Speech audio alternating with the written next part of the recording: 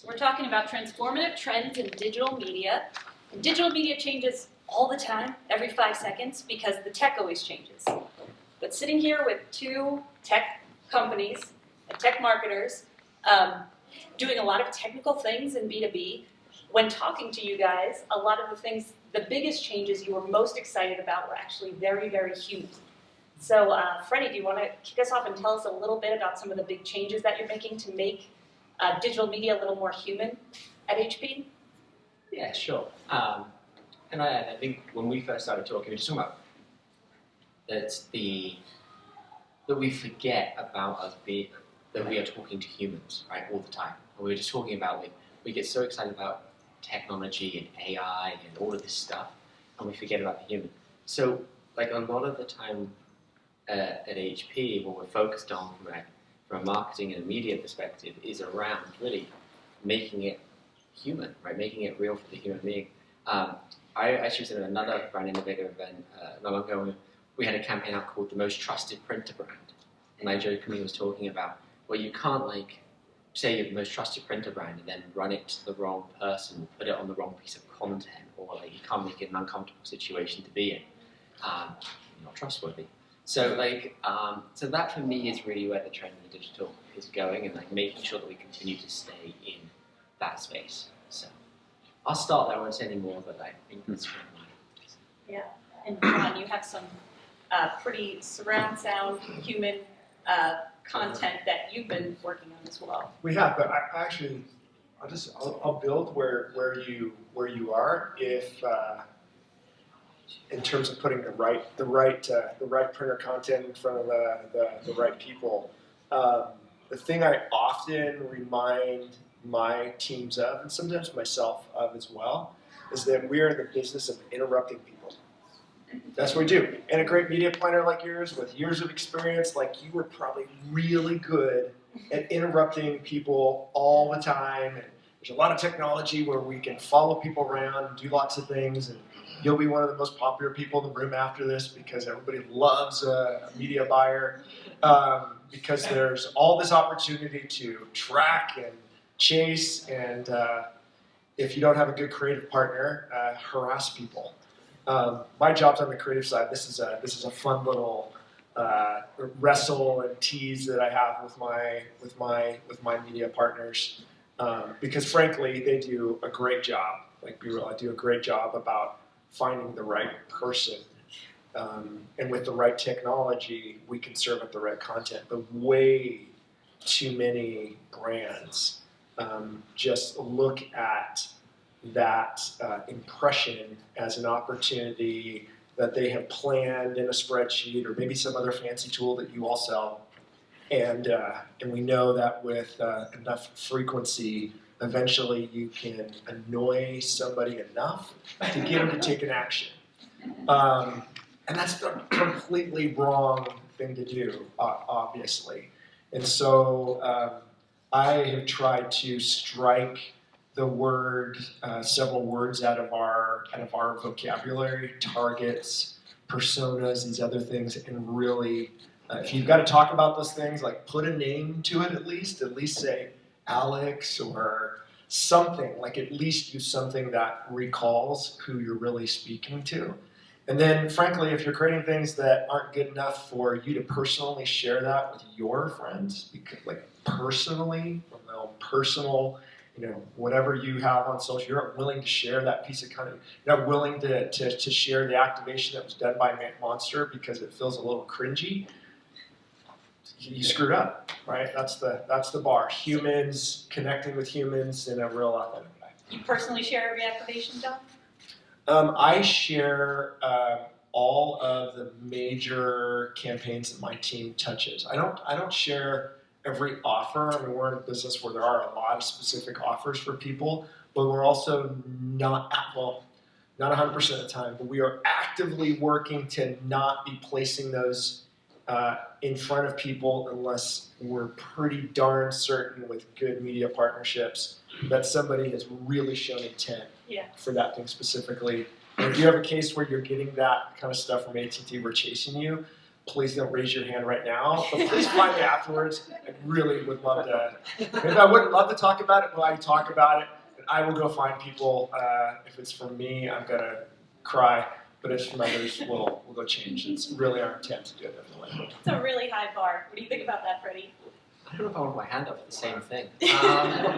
But no, I think it's a fair comment. I feel the same way. I mean, the whole industry tells you that, right? Like, I always talk about the Forrester report that comes out every January that tells you that people hate advertising. Like, we have to make it better.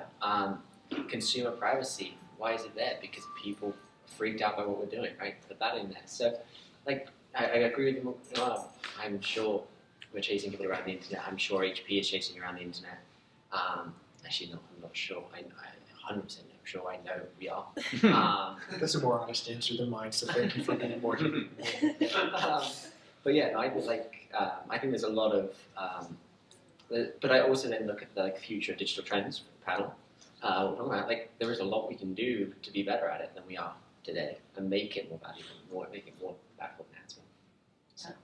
And does that come down to data? Because as both B2B marketers and tech marketers, you guys are kind of the OGs of targeting and segmentation. And even though you might not use the words, or you're on the forefront using different words of the creating the Alexes and the Janes or whoever it may be. So how important is that, or how do you square the big brand human aspect with that following around the internet, getting the right person and data integrity? Well, we've stepped back at HP from a lot of the third-party data targeting. I've been pretty vocal around the quality of third-party data targeting, and sorry if I'm offending anybody in the room. We did some testing, and one of my favorite tests we did with MIT, and it showcased. So I have to chuckle. We put 6 third-party data providers against each other, and found out that, and they were IT decision makers. They were supposed to be targeting, and 67% of them came back and told me they were retired. 8% of them said they were IT decision makers. And so you go, well, that's a waste of money. So we pulled that back, and we started looking more holistically at, like, so that study, and sorry, it proved out that it was actually cheaper for me to target the whole of the US than it was to use third-party data to target B2B. I could literally go out there and just buy TV advertising, and it would be cheaper for me than using third-party digital targeting. Now, I don't think we have to go quite that extreme. Like, I think there is definitely great signals out there for us to be utilizing to make things more personal, make things more relevant, make things more blend in. But I do think that was really kind of insightful in the use of third-party targeting and what we do with it. So, yeah, that's interesting. We continue to use third-party targeting, and probably will continue to do it, especially on the side where we're trying to reach decision-making groups, particularly like companies. So some would call that, old school account-based marketing. And there remains, like, good measurable outcomes from doing that. And we're trying, in the places where we still do that, it's trying to turn the advertising much more into content, whether it be content partnerships with major news sites or content informative types of things, answering the questions that some of that data will indicate that people are asking.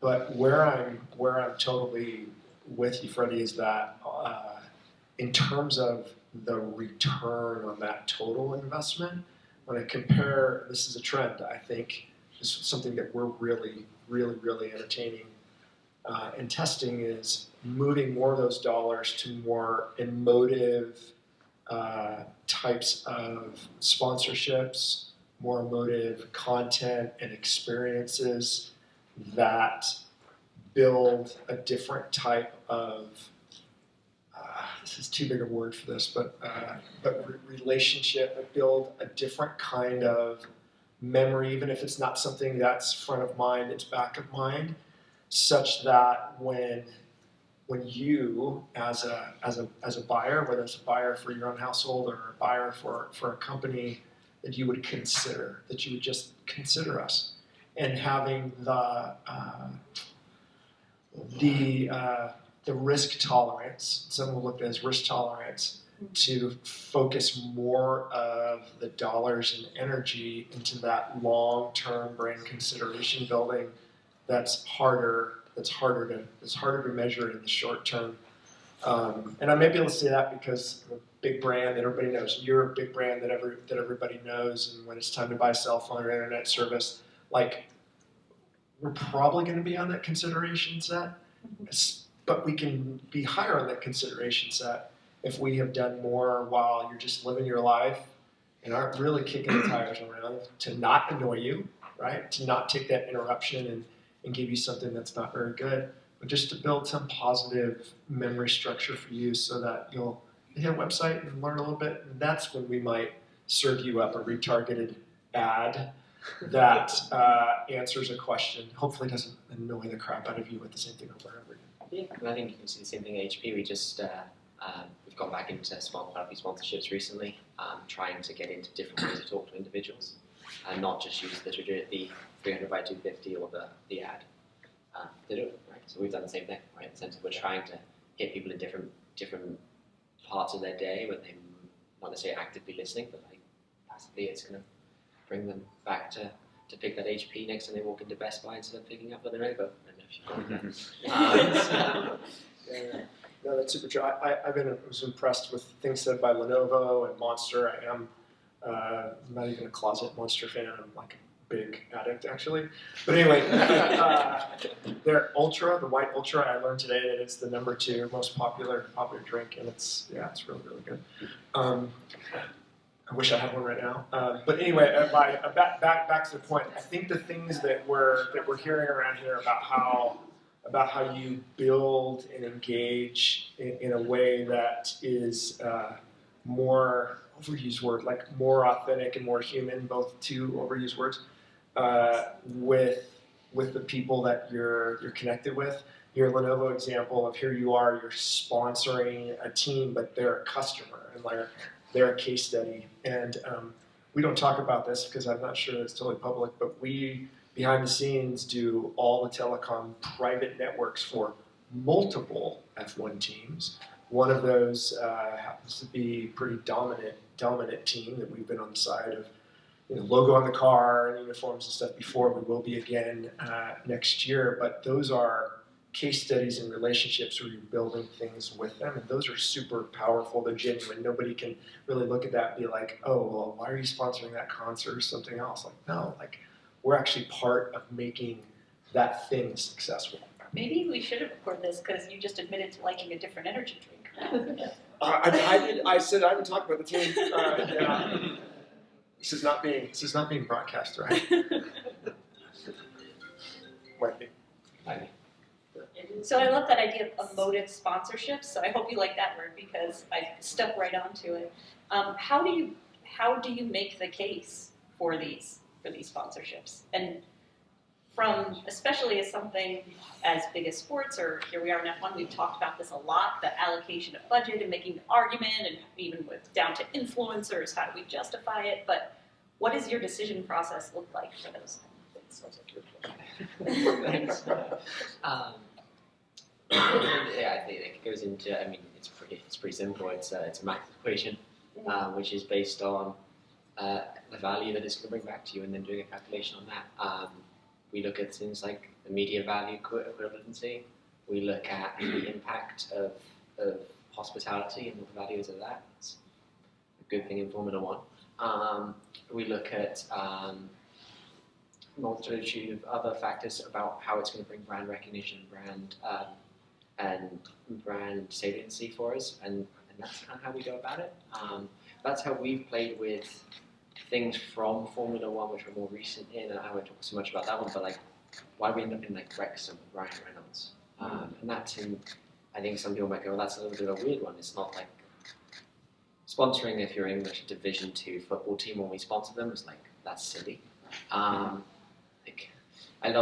Sorry, no tangent, but it was great fun when we first started sponsoring because they would walk out with TikTok across their stomach, like HP, United Airlines, playing John's Trailers, right? Like, and it was like brilliant. And we sponsored them, and then it turned into this, and I think I had a really good run behind it. And like to us, that was the way we also measured that piece to say, hey, look, what is the opportunity on there growth for this team. So, And from earlier, we talked about how if we weren't looking at the digital implications and fandom, we would miss out on 98% of F1 fans. How do you look at the digital extensions of that and kind of quantify it and using even Wrexham or any? Yeah, I'll use Wrexham because that's a really easy one, and because Ryan Reynolds, he has quite good reach in social media. Few people know who he is, and we literally quantified that, and it was I don't know the stat, but like I think we worked it out with the team that like getting him to post one post was like us spending like $500,000 in social media. Quite a good value, quite a good thing. Which is only one measure. Like that's the measure that like you hear a lot. Like what's the add value of something? But the other way of looking at it, it is tough to put a dollar amount to. But it is the fact that the further you get away from communication from a brand, the more trusted it is. If I say something about AT&T, yeah, it works for AT&T. If I put it on my website, if I do an ad, it's a piece of sponsored content, PR, we can go on to a lot of these traditional kind of marketing levers. They're wonderful because we control them.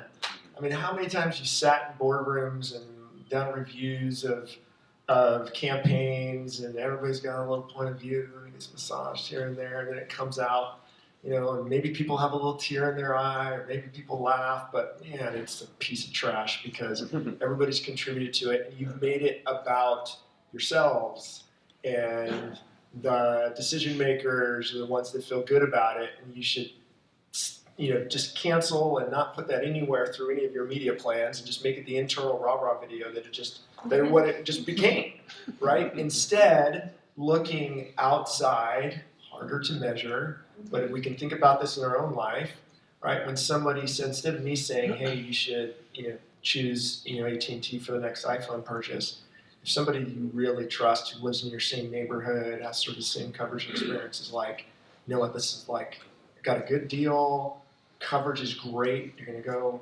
look at it, right? I can't do that.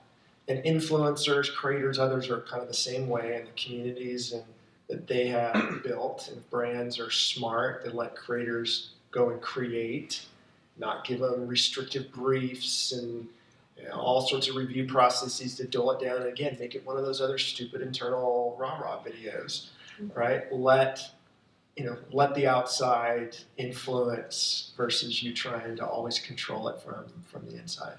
I'm hearing loud and clear from John on the creative side and Freddie on the media side is if you want to scale, you have to let go. Certainly in measurement. Do you have any good examples of, I let go and a wonderful thing happened? Or just easing up the reins a little bit more? I got more scale. And I know John has one. Yeah, so I'll give you one, and if people are listening, they'll probably go, but he used celebrities on it. This is a more recent one scale, but I could tell stories if we had time with no money at other brands. But we did something very different this year. We pulled together the largest number of former Office cast members this year and had them start a little company. And the company was called Sleep with Rain, and it was a product that Rainn Wilson helped us create. We had a couple of ideas and kind of kicked in various things, and we brought in four of the other friends, and we actually did start a small, real company, a real product. In fact, I actually slept on the product last night. It's actually a talking pillow that has, basically it's a Bluetooth pillow with speakers in it, but as part of this campaign, which is all content, it started 100% social. We had 100 million video views before we ever spent $1 in advertising. By having this group, started with Rainn, get on to LinkedIn. LinkedIn freaked out because they didn't know how to deal with entertainment and things that weren't real, but Rainn went up and was like, I have this idea for a company, what do y'all think? And we're like, this is Rainn Wilson. And then Jenna Fischer shows up, and Craig shows up. I think it goes on and on and on. And so many people kind of came out, and we released a 10-minute mini episode that we were very careful. Like they all played themselves. We avoided any angle that looked like the office. We were really careful, respectful. But for fans, this huge payoff. We released that before we did our advertising as well. But it just was a whole different way of approaching things. Won a bunch of awards. Won one of those little Cannes Lion trophies. And a bunch of other things. But the thing that actually probably made the biggest difference. So when we pitching this, it was like, let's go a different way. Trust us. What we've seen now, 6 months in and beyond, is unique visitors to our sites where there's some product integration and all of that work are up double-digit percentage of brand new people coming in. And then looking at media and brand lift studies, like they're hitting the metrics. But it's long term. It wasn't. We didn't sign up for immediate sales, but been around a couple of years. We'll kind of take that and kind of just build in the last thing we're talking about. And it hit the Starkweather metric too, because I definitely watched it and then shared it with my contacts. It was fun. My daughter, who's a huge Office fan, she thought I was the coolest person in the world. So. I don't know if I can top it. That's a really good idea. I'm not even going to try and, but I'll talk about something slightly different. Where, which I like what we did recently, is we flew our CEO out to Indonesia and just got a bunch of influencers to sit down and talk to him, and just talk to him about the product. And I'm not going to lie, they wailed on it, on how terrible it was and how unfriendly it was for Gen Zs and all this. And we turned that into content, and that was really, really cool. And it was just really clever. One, because it was kind of interesting watching our CEO. Not that he's not normally like this, but just the humility of just sitting there and taking this feedback from a bunch of 14 to 16-year-olds, basically telling his product wasn't up to snuff. But just also just like the way to engage and how we need to change our thing. It was just a very, very cool piece of work that we did. So what's brilliant about that is you did it as HP. You could do it at any size company. Just bring people in and ask for their feedback. There's a silly thing I used to do to ask at events that applies to this. And I'll try it again. If you've heard this before, I apologize. But by raise of hands, how many of you have ever seen an ugly baby? Like, legitimately. Probably everyone's seen an ugly baby, okay? So keep your hands up, please. All right. If you have a child, keep your hand up. So if you have a child, how many of you have an ugly baby? There's always a couple of jokesters. But the point is, and what HP did, like that's what it's brilliant. Or maybe we didn't add the story, but what comes is that people who've shared a point of view or have talked to someone and you've listened, you didn't tell them, fight with them, and they're giving that feedback. They now they kind of help birth that baby, and they defend it, even though it's not perfect. I'll tell you, it's not perfect, but you should still go get it because they're listening and they want to do the right thing. It's a brilliant move that you all did. That any company of any size with budget for drinks and appetizers can sit around and do that. So we have all the new content. It's reaching into different audiences that maybe they weren't in our personas before. We didn't know about them. How does that make you think about targeting in a different way? Like when you specifically look at sponsorships and creating the content, do you take this information? Are there any surprises that come back? And does that change how you think about who your next best customer is in the future? Or are you thinking about these personas as short-term, long-term, who we get, and the incremental? But really it's a question about incrementality and what you're learning from these and where those new pockets of audiences come from and how you decide who to chase or who not. We could spend hours on that. I work out who to chase. Hours and hours and hours. We have a team of over 100 researchers on insights trying to work out who we should talk to. Mm-hmm. We do get learnings back from our media strategies. We get learnings back from our marketing strategies to work it out. I think we're always looking for different ways to kind of have conversations. So I don't know if I can give you a secret sauce to it. We always are trying to find a door to talk to people in a different way and so forth. So sorry, that's a bit of a non-answer, but that's it's a tough one to crack, isn't it? Yeah. It's like you're always putting that time and effort to it. Having lunch with some folks from Placer AI, and I haven't seen the demo yet, but you're doing that kind of thing, and I think there's room for a lot of innovation a lot of innovation there because we're always struggling. We're always struggling. And I always remember when I first got into programmatic media and everyone come back and say, well, you got these great insights. Like,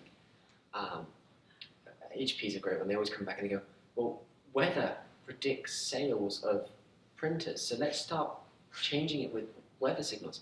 And I'm like, no, maybe there's a correlation there, but no one's bought a printer because it's raining outside. We're not going to have none then. So like, we're always looking for different insights that we can take to go for it, but I don't think that this is an easy way to do it. When do people buy printers? Like, what's the trigger? Sorry, it's a totally personal question. When they're allowed.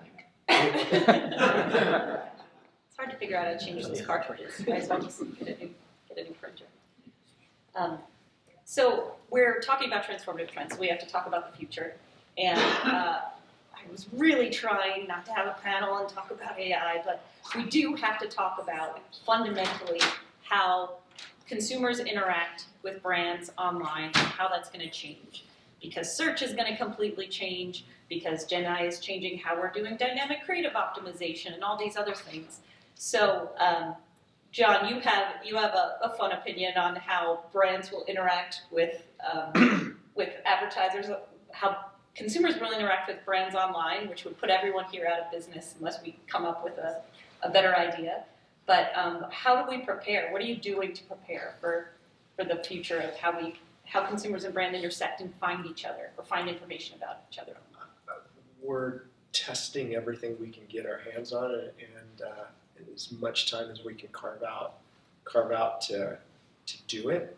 Like where we're using AI in significant ways today is actually for our network build, where we should put the next X many miles of fiber, where towers should be in, taking data from you all when you're using your phone and you see quality degradation to really get smarter about it.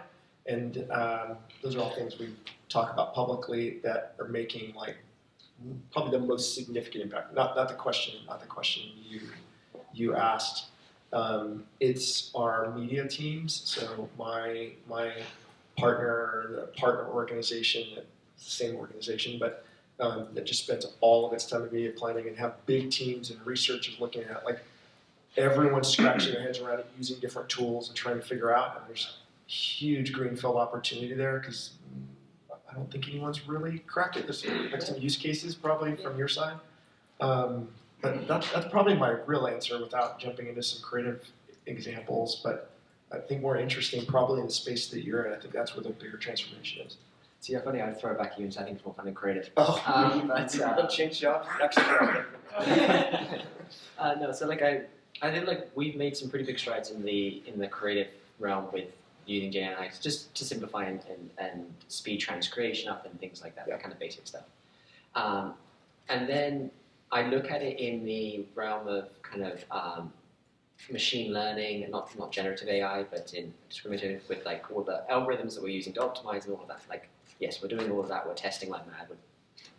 The bit that I'm actually most concerned about thinking about Gen AI is going back to the very beginning of our conversation, which is how are we going to use it as an advertising industry to make advertising more relevant and more beneficial to individuals, and not just like cover up the cookie and the privacy issues with generative AI. And then you start using that to try and now creepily work out people's favorite thing and then sell another ad, right? Like I can see us going that way again already with the industry using AI, and that to me is my kind of biggest concern. Yeah, I'll show my bias here, and if we were doing debate teams, somebody could sit on the other side and like we could argue this topic, but we're using it in today, like where it's being used on the creative side is to speed up some simple customization of things. We're using it a lot in email, which is interesting. Email still really works. I wish it would go away. Just like I wish, honestly, like the postal mail like wasn't like effective because I just love to stop that altogether. But it does work in certain scenarios. But we're using it in some specific places. What I'm fighting against, and I'd love to be happy to debate this or talk about it at drinks or dinner or something, is fighting it being too quickly adopted in some of our major campaign efforts. I really worry that you lose the soul and humanity of the work and how you're communicating.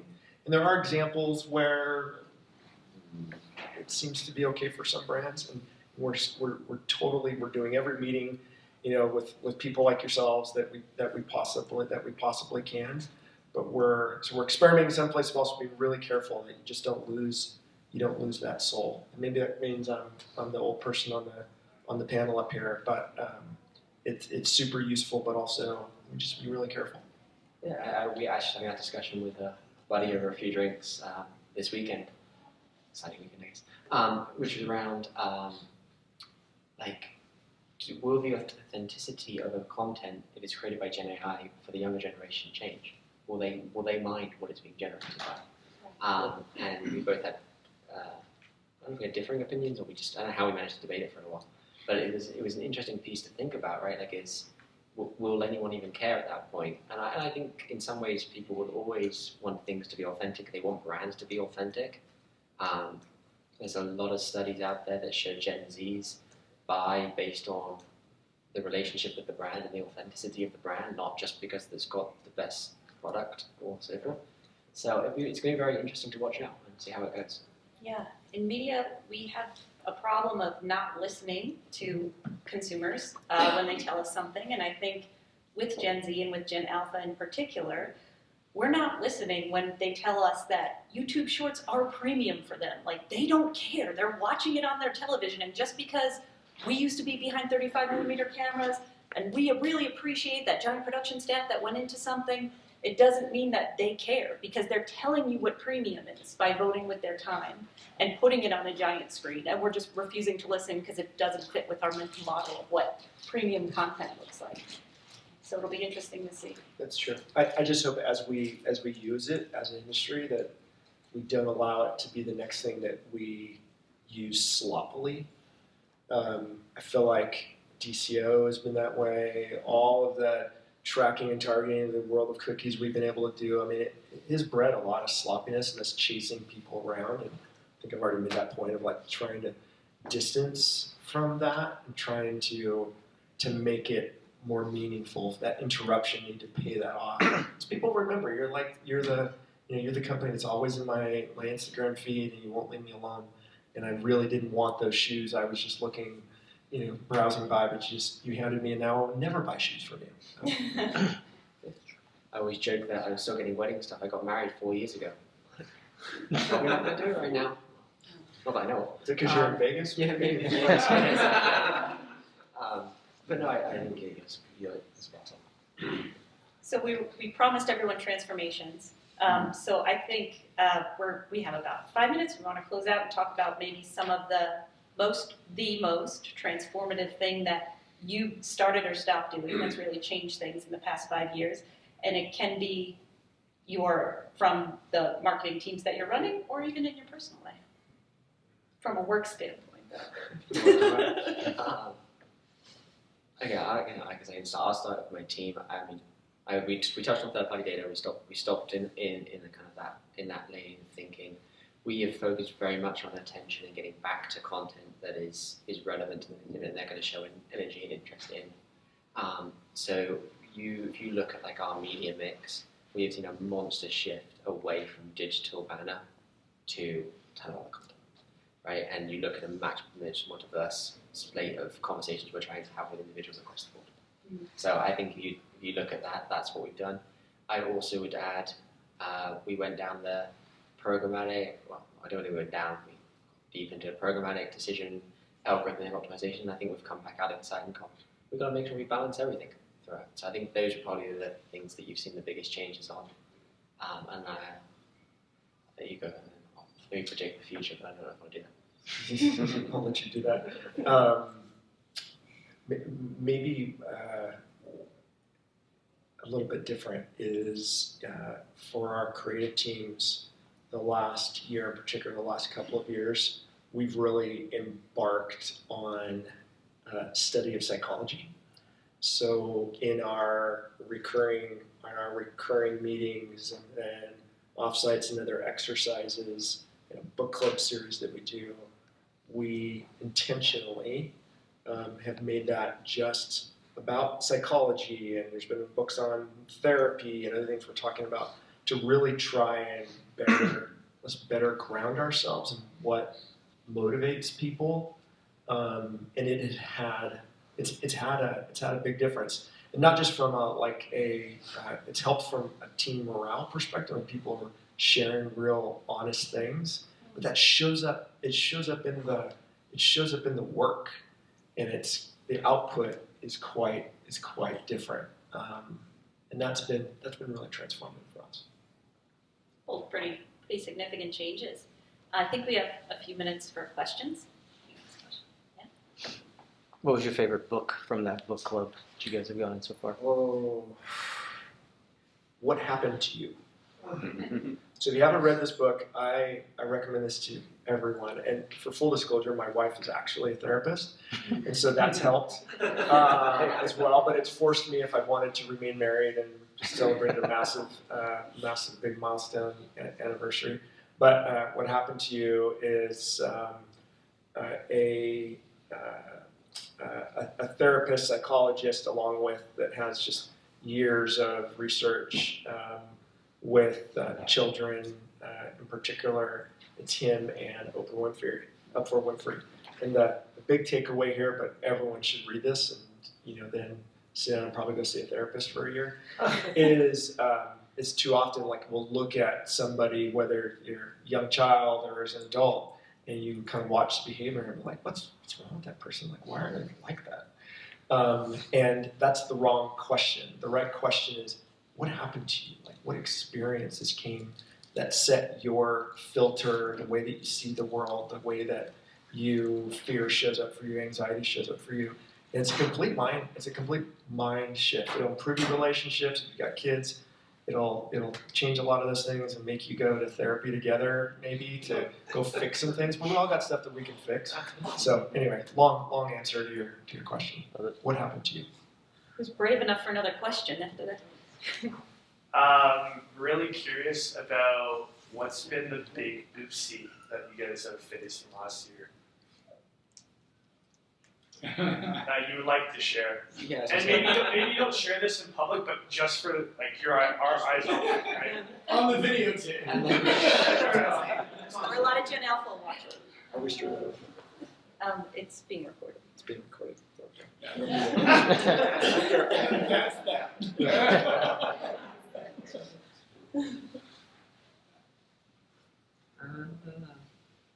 I'll give you an in-housing one, because in-housing media has been a big path over the last 5 years for HP. We've been big. About 80% of all our media is bought in-house now around the world. It's going to get a little bit, but I think there's one there, which, just because we talked about teams and people, when you in-house media, thinking about career progression for your teams is really critical. I think we got that wrong. So that would be a big oopsie. Don't ask me how to fix it. The real issue in that one for me is the fact that when you hire a lot of people in-house, or you hire people who are a bit young, 22, 3-year-olds coming out of college, they want career growth, they want to be the CEO of X or whatever they want to do. You can't use X anymore, can you? And so we will, and then they come into an in-house team, and suddenly you've got a full in-house team, and it's like, yes, you're going to be on HP. HP's your brand. And yes, unless someone quits, you're probably not going to you're not going to run up this organization any faster. That's a challenge. And that probably was not always an oopsie, but I wish I had looked at it for a long time. All right. I think that's a wrap on it. Yeah. Great. Thank you so much, guys.